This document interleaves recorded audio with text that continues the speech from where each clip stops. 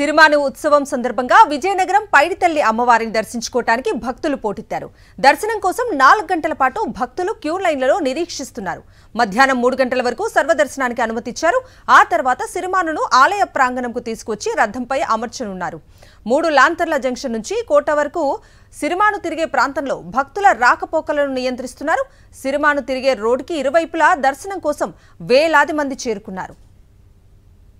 సిరిమాను పండుగ భక్తుల రద్దీ విశేషాలను మా ప్రతినిధి యుగంధర్ అందిస్తారు. విజయనగరం పైడితల్లమ్మ సిరిమాను ఉత్సవానికి ఏర్పాట్లన్నీ కూడా పూర్తయ్యాయి. ఈరోజు ఉదయం నుండే అమ్మవారి దర్శనాల కోసం భక్తులు పెద్ద ఎత్తున క్యూ లైన్లో నిలబడ్డారు.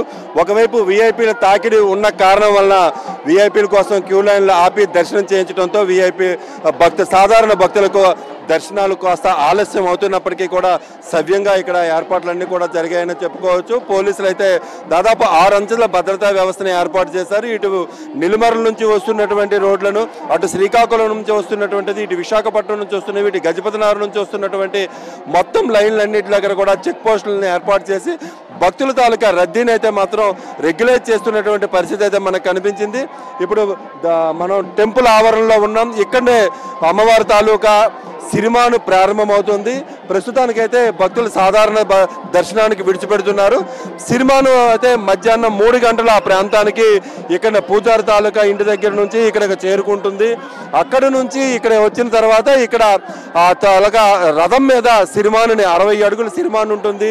దాని మీద ఏర్పాటు చేయడం అనేటువంటి ప్రక్రియ జరుగుతుంది. దాదాపు ఈ ప్రక్రియను అంతటినీ కూడాను ఇక్కడ ఉన్నటువంటి వడ్రంగులందరూ ఏదైతే వంశపారంపర్యంగా వస్తుందో ఆ వడ్రంగులందరూ కూడా ఈ రథం మీద సిరిమానుని ఏర్పాటు చేయటం అనేటువంటి ప్రక్రియ అయితే 3 గంటల ప్రారంభమై 4 గంటల వరకు సాగుతుంటుంది.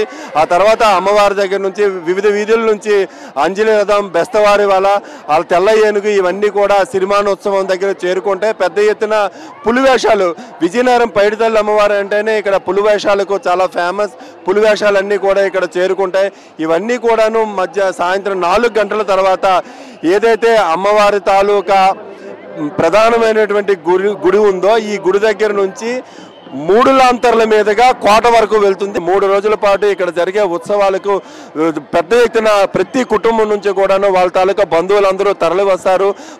మొత్తం సాంప్రదాయబద్ధంగా ఈ పూజలు చేసుకుంటారు. అమ్మవారికి మొక్కుబడులు చెల్లించుకోవడం కూడా చాలా కనిపిస్తుంది. ఇక్కడ ఒక సాంప్రదాయం కనిపిస్తుంది. వాళ్ళంతా కూడాను అమ్మవారికి మొక్కుబడులు చెల్లించేటప్పుడు పులివేషాలతోనూ డప్పులతోనూ ఇలా ఘటాలు తీసుకొని వచ్చి పసుపు నీళ్ళని కుండలో వేసి ఆ కుండకి బొట్లు పెట్టి వేప తోరణాలు, మామిడి తోరణాలు కట్టి అమ్మవారికి చెల్లించే ఘటాలు అనేటువంటి ప్రక్రియ సాగుతుంది. ఈ ఘటాలని చెల్లించడం వల్ల అమ్మవారికి చల్లదనం చేశాము అనేటువంటిది ఇక్కడ చెప్పుకుంటున్నటువంటి పరిస్థితి అయితే ఉంటుంది. మొత్తంగా అయితే 4 గంటలకు ప్రారంభమైనటువంటి ఈ సిరిమాను ఉత్సవం గంట పాటు ఇక్కడ అమ్మవారి టెంపుల్ 3 లాంతర్ల నుంచి కోట వరకు 3 సార్లు 3 పర్యాయాలు తిరగడం, పెద్ద ఎత్తున భక్తులందరూ కూడాను దీన్ని వీక్షించడం, అలాగే మీడియా ఛానల్స్ కూడా లైవ్ను ప్రొవైడ్ చేస్తే దేశవ్యాప్తంగా ఉన్నటువంటి భక్తులు కోట్లాది మంది ఈ సిరిమానోత్సవాన్ని చూసి తరిస్తారనేటువంటిది ఇక్కడ మనకు అర్థమవుతుంది. వీడియో జర్నలిస్ట్ ఈశ్వర్తో యుగంధర్, సాక్షి టీవీ, విజయనగరం పైడితల్లి అమ్మవారి పండుగ నుంచి.